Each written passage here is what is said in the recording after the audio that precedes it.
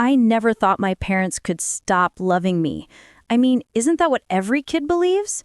That no matter what happens, your family will always be your safe place?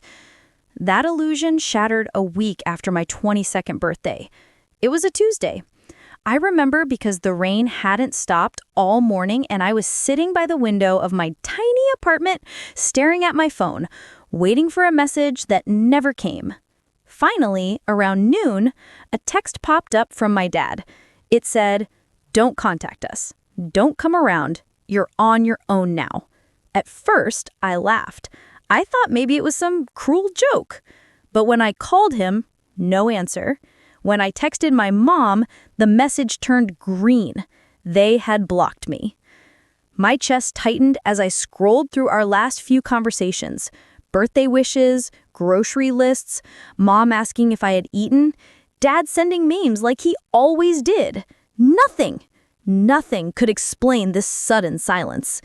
That night, I drove to my parents' house, the one I grew up in. Every mile felt heavier than the last. When I got there, their car was parked out front, but the curtains were drawn. I knocked once, then twice. I heard footsteps, then Mom's voice, quiet and trembling.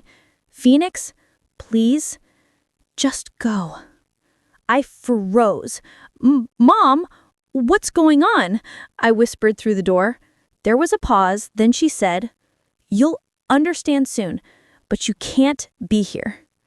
I wanted to scream, to beg her to open the door, but something in her tone stopped me. It wasn't anger, it was heartbreak. I walked back to my car and sat there in the driveway, sobbing into my hands. The rain hit the windshield like it was crying with me. Over the next few days, I replayed every memory, searching for something, anything that could explain what I'd done wrong. Did I miss a birthday? Did I say something I shouldn't have? But deep down, I felt something else, a quiet whisper of doubt. This wasn't about me. Something had happened, something they were hiding. On the 5th day, I went back one last time. But when I pulled into the street, a moving truck was parked in their driveway. My parents were gone. The house was empty, no note, no forwarding address, just silence. That's when I noticed something glinting under the front mat. A small silver key with a tag that read, "Storage 9A. Don't forget." My heartbeat quickened. I didn't know what 9A meant, but somehow I knew this was my only clue. And that's how it all started, the week that destroyed everything I believed about my family. The next morning, I drove across town clutching that tiny silver key like it was the last thread connecting me to my parents. The rain had stopped, but the clouds hung low and heavy, like the world knew something was about to break. Storage 9A, a long, cold hallway lined with metal doors. Each one whispered stories of things people wanted to forget. My hands shook as I slid the key into the lock. It turned with a soft click, and the door groaned open.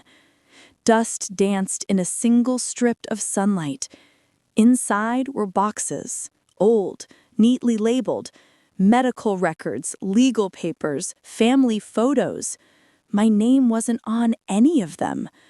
I opened the first box and froze.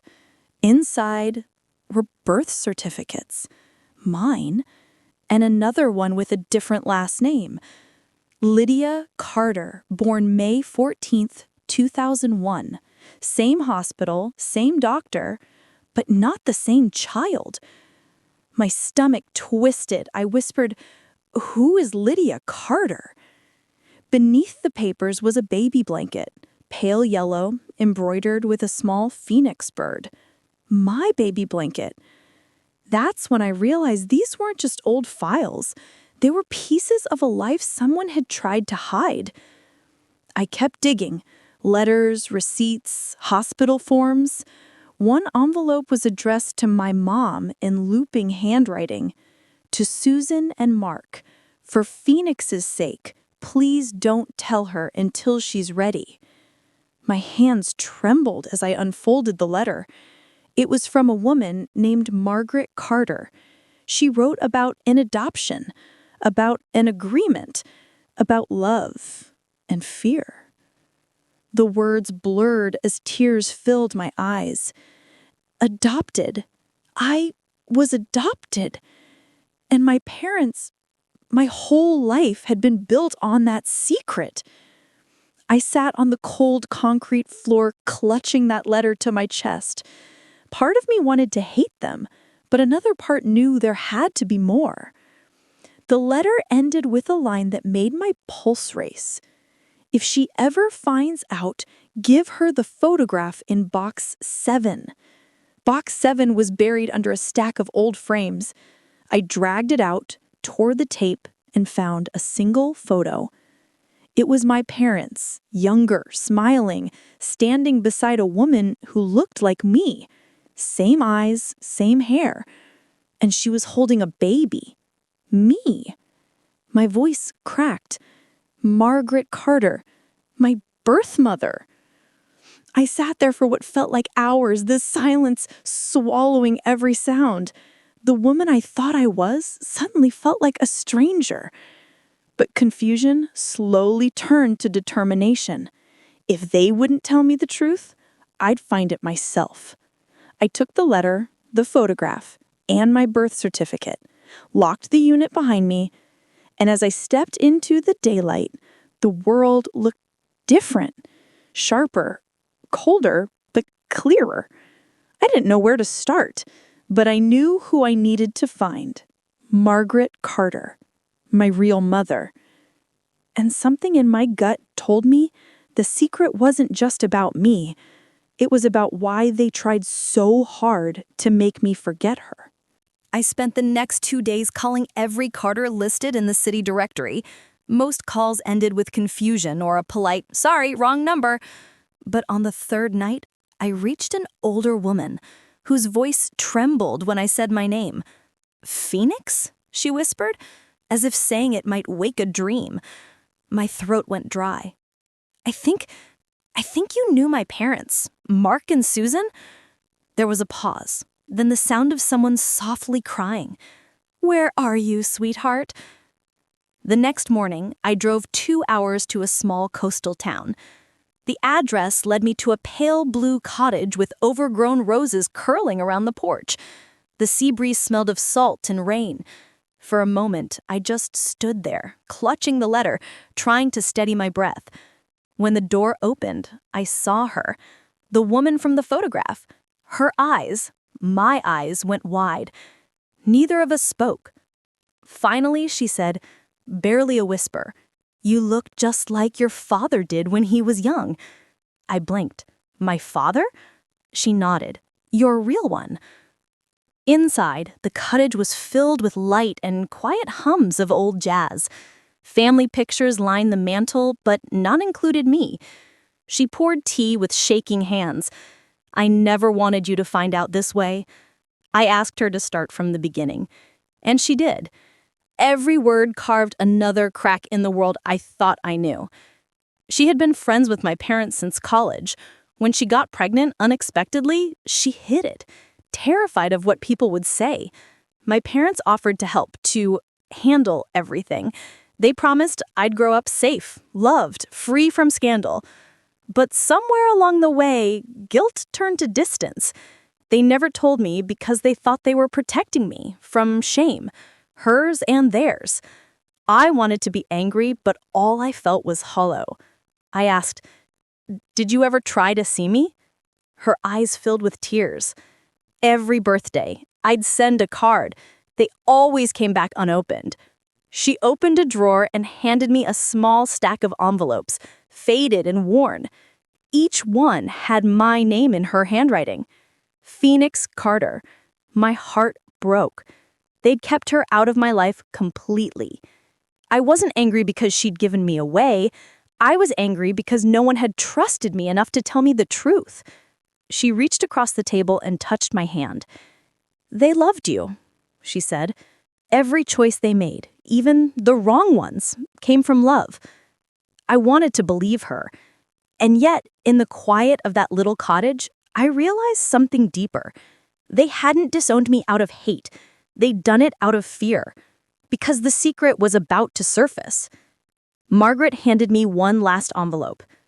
"This came for me last week," she said. "From your father." My pulse raced as I opened it. Inside was a single note in Dad's handwriting. "If she finds her, tell her to read the journal." I looked up, confused. "What journal?" Margaret frowned. She didn't say, but something in my chest stirred. A memory of a locked drawer in my parents' study. Maybe that's where the real story waited.